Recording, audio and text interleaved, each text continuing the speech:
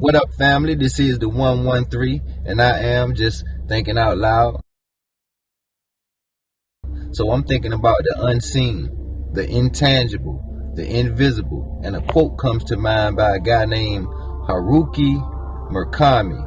He say, "What is most important is what you cannot see, but can feel in your heart. To be able to grasp something of value, sometimes you have to perform seemingly insignificant acts. But even activities that appear fruitless don't always end up so." So the part I like about that quote is the first line. What you cannot see, that is what's most important. What is important is what you can feel in your heart. And the heart is the mind. It is the innermost seat of consciousness.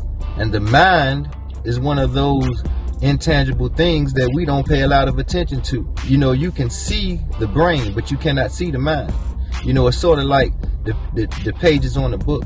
We get a book and we read the words on the pages, and we look at we pay attention to the words because they are important, but we disregard the blank white page, when in all actuality there could not be any words without a page for them to exist on. Something like, it's the same way like space. We look out into space and we call it nothing. The space around us is nothing, but actually space is what underlies all physical matter, is the foundation. It's what stands under all physical matter, because all physical matter, when you look out in space and see the stars could not exist unless they had some space for them to exist in. So one is not more important than the other. They go together. One cannot exist without the other. They say if a tree fall in the forest and there's nobody there to hear it, does it make a sound? I don't know, but I do know if there is no ear to hear, there can be no sound. They go together just like the pages and the words, this physical matter and space.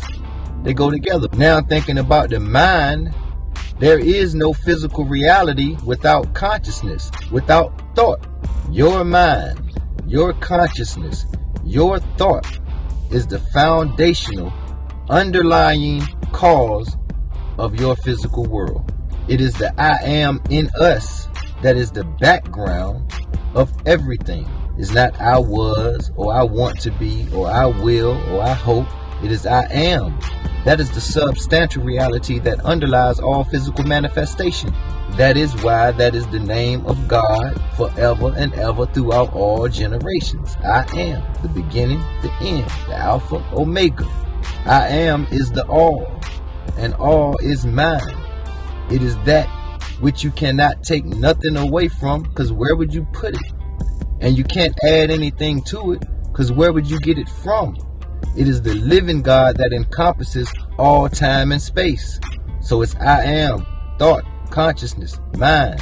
Like in John 1, it calls it the Word, which creates all things, and without him was not anything made that is made. People argue about the creation of man when there was no time where man was not. That's why it is suggested that we be renewed in the spirit of our mind, because we do not see the world as it is. We don't see things as they are. We see things as we are. I know it might be hard for some people to believe, but I'm going to just tell you like it is and drop the seed, because my speech and my preaching is not with enticing words of man's wisdom, but in demonstration of the spirit and of power, that your faith should not stand in the wisdom of men, but in the power of God. Howbeit we speak wisdom among them that are perfect, yet not the wisdom of this world, nor of the princes of this world that come to naught. See, the wisdom of this world, all of that will pass away. But I'm talking about eternal knowledge and eternal wisdom. That's why I say, howbeit we speak wisdom among them that are perfect.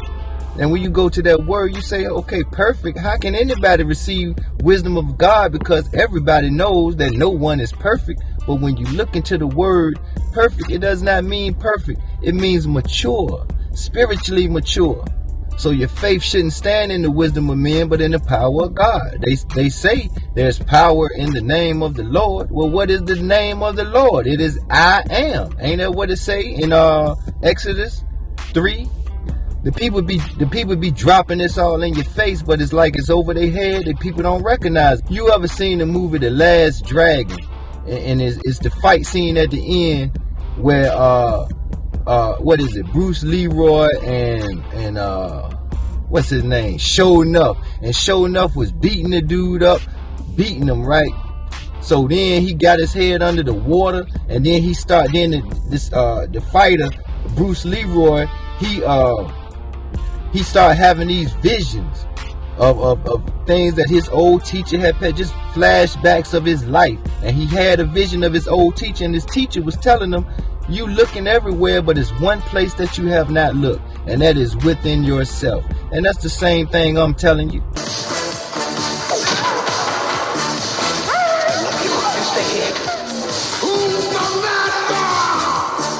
I can't hear you, Leroy! Drown him! For Christ's sake, will you drown him? Who is the master? I said, who's the master? I can hear you. Who is the master? There is one place that you have not looked. And it is there, only there, that you shall find the master. You sure look like a master to me.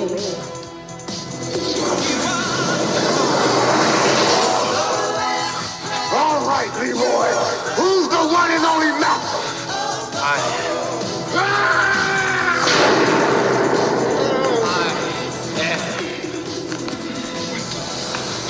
In the beginning was the Word, and the Word was with God, and the Word was God. And let me say that another way. In the beginning was the unconditioned or unconditional awareness of being. Then the unconditional or unconditioned awareness of being became conditioned by imagining itself to be something. Then the unconditional awareness of being became that which it imagined itself to be. So creation goes. Your own infinite creative consciousness is the creator, and in him we live and move and have our being. Infinite creative consciousness is the same as the blank page or the empty space. It is what underlies all physical reality. But you won't understand what I'm saying if you're locked into time and space and what you can see, touch, and feel, and you don't acknowledge the part of life that is to be felt and experienced in your heart and in your mind. You won't understand it. See, that's a natural man's interpretation. See, but the natural man receiveth not the things of the Spirit of God, for they are foolishness unto him. See, what I'm talking about is, like I said, it's beyond time and space. It's beyond the natural man's interpretation of reality, of the phenomena of life. You know, like you remember the scene in Shaka Zulu where the white dude was trying to introduce Shaka Zulu to Jesus, and Shaka Zulu was listening to him, and then he was telling him about December 25th, and that was his Savior's birthday.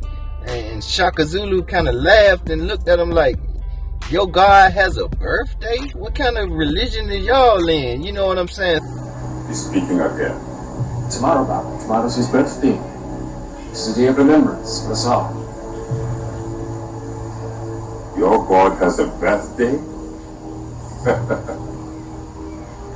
What strange people you are. So it's like, look, we gotta get out of this.